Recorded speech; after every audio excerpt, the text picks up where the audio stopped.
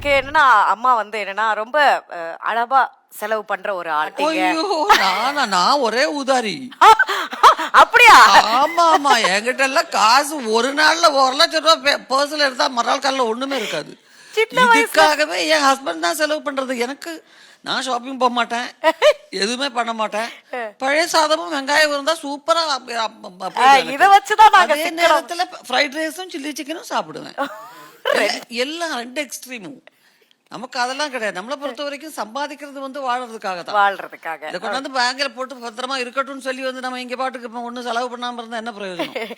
அந்த பழைய சாதத்தை நீங்க பல இன்டர்வியூல மென்ஷன் பண்ண, சரி மேம் ரொம்ப சிக்கனமான ஒரு பெண் போல அப்படின்னு நாங்க நினைச்சுக்க. சுத்தம் கிடையவே கிடையாது. ஏன்னா இந்த கேரக்டர் வந்து அதை ஒட்டிய வேணும்னே நிறைய நிறைய விஷயங்களை வந்து வாங்கி போடுறது, வேணும்னே இதெல்லாம் பண்றது, வேணும்னே ஷாப்பிங் போறது, வேணும்னே பியூட்டி பார்லர் போறது, அதெல்லாம் எனக்கு கிடையாது கிடையாது. அதெல்லாம் ரொம்ப ரேர். நான் பியூட்டி பார்லருக்கெல்லாம் போய் ரொம்ப நாள் ஆச்சு. எதுக்கு மேம் சார், எதுக்கு தேவை? அதனால இல்ல, அதனால ஆர்டிஸ்டுக்கு இதெல்லாம் தேவைதான். பட் நான் பண்ற நேச்சுரல் கேரக்டர்ஸ்க்கு ரொம்ப தேவைப்படல இது வரைக்கும். ஆமா மேம், நீங்க அதிகமாக மேக்கப் போட்டு ஸ்கிரீன் முன்னாடி வந்தது இல்லையோ? ஐ மீன் என்ன தேவைப்படுறதோ அதெல்லாம் ஒத்துக்க மாட்டாங்க. ஓகே, நம்ம ஏதாவது லிப்ஸ்டிக் இப்படி போடுவா இருந்தா ஃபுல்லா ஃபேஸை வாஷ் பண்ணிட்டு வந்துருங்கன்னுவாங்க.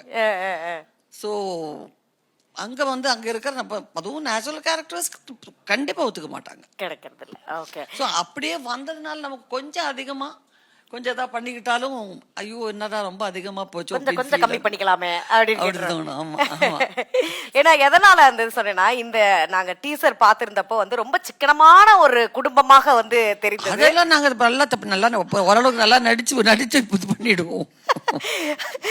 அந்த 1000 ரூபாய்க்கே அத்தனை பேர் பங்கு போட்டுக்கிட்டீங்க. அது இதுல நீ படத்தை பார்க்கும் போது தெரியும். ஏன்னா ஒரு குடும்ப நாதர் எப்படி இருக்கிறார் அந்த படத்துல அப்படிங்கறது தெரியும். அவரோட கேரக்டர்ல இருக்கிற டிஃபரன்ஸ் உங்களுக்கு புரியும்.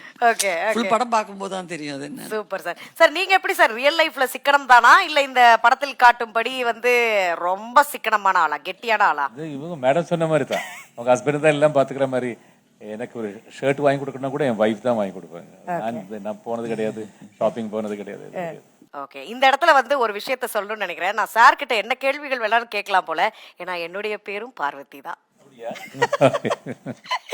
இந்த ஒரு சீனை வந்து சார் ஒரு வெர்ஷன் சொன்னாரு, பாண்டியராஜ் சார் அவர்கள் ஒரு வெர்ஷன் சொன்னாங்க. ஆனா நீங்க ரெண்டு பேருமே ஒரு ஆர்டிஸ்ட் இருவரும் சேர்ந்து அதை இம்ப்ரூவைஸ் பண்ணுவீங்கல்ல, அப்படி ஒரு சீனை வந்து ரீவிசிட் பண்ணணும்னா அது எதுவாக இருக்கும்? அதை பத்தின ஒரு எக்ஸ்பீரியன்ஸ் சொல்லுங்க. இல்ல, இப்ப நம்ம வந்து படம் ரிலீஸ் ஆகிறதுக்கு முன்னாடி எந்த சீனு நம்ம சொல்ல முடியாது ஃபர்ஸ்ட் ஆஃப் ஆல். ரெண்டாவது எல்லா சீன்லயுமே ஆர்டிஸ்டோட இன்புட் இல்லாம எந்த சீனு நல்லா வராது. அது நாங்க பண்ண எல்லா படங்கள்லயுமே அதுவும் எஸ்பெஷலி இந்த மாதிரி ஒரு ஃபேமிலி ஒரு நேச்சுரல் அப்படின்னும் போது அந்த காம்பினேஷன் இருக்கத்தான் செய்யணும். அதனால தானே ஜெயராமன் போது நம்ம ஹாப்பி ஆகிறோம். நமக்கு கம்யூனிகேஷன் இருக்கிற ஆர்டிஸ்ட்னும் போது ஒருத்தருக்கு அந்த கம்யூனிகேட் பண்றதுங்கிறது எல்லா இடத்துலயுமே அவங்கவுங்க இன்புட் இல்லாம வந்தோம் நடிச்சோம் அவங்க சொன்னாங்க போனோம்னு இருந்ததுன்னு அது இருக்காது. அதுக்கு ஏதாவது இது வேணும் இல்ல? ஆமா ஆமா, இல்லைன்னா டைரக்டர் வந்து ஸ்கிரிப்ட் படிச்சாரு அதே அப்படி இந்த பண்ணுங்க சொல்லி பண்ணி பண்ண அப்படி நல்லா இருக்காது இல்ல. அப்போ அவங்க என்ன பண்ண போறாங்க, ஸ்கிரிப்ட் படிச்ச பிறகு ஃபுல்லா நாங்களா ஒரு ரிஹர்சல் பண்ணி காட்டுவோம். நான் ஒன்று சொல்லுவேன், மேம் வேற அந்த ரியாக்ஷன் போடுவாங்க. அப்படி இப்படி போகும்போது அதுக்கு தகுந்த மாதிரி பண்றேன் சார். கேமரா ஆங்கிள்லாம் சேஞ்ச் பண்ணி மேக்ஸிமம் அதை யூட்டிலைஸ் பண்ணேன். அது எனக்கு தெரிஞ்சு அது ஒரு ஹெல்தியான ஒரு விஷயம் இல்லையா? ஏன்னா நம்ம நோட் பண்ணியிருக்கோம், உர்வஷி அவர்கள் வந்து ஃப்ரேம்குள்ள வராங்க அப்படின்னாலே கொஞ்சம் ப்ரிப்பேர் பண்ணிக்கணும். ஏன்னா அவங்க எந்த நேரத்துல எந்த விஷயத்த வந்து ரிலீஸ் பண்ணுவாங்க கண்கள்லன்னு தெரியாது. ஸோ அதனால கொஞ்சம் நாங்க ப்ரிப்பேர்டா இருப்போம் அப்படின்னு கமல் அவர்களே வந்து சொல்லியிருப்பாங்க ஒரு சில நேர்காணல்ல. ஸோ அப்படி நீங்க ரெண்டு பேருமே வந்து போட்டி போட்டு நடிச்சுக்கிட்டது அந்த தருணங்கள் கிட்டலாம் இல்லை. எனக்கு எப்பவுமே இந்த சிரிப்பு தாங்க முடியாது, அது என்னால் கண்ட்ரோல் பண்ண முடியாது. அது ஆரம்பிச்சேன்னா ஸ்டாப் ஆகுது.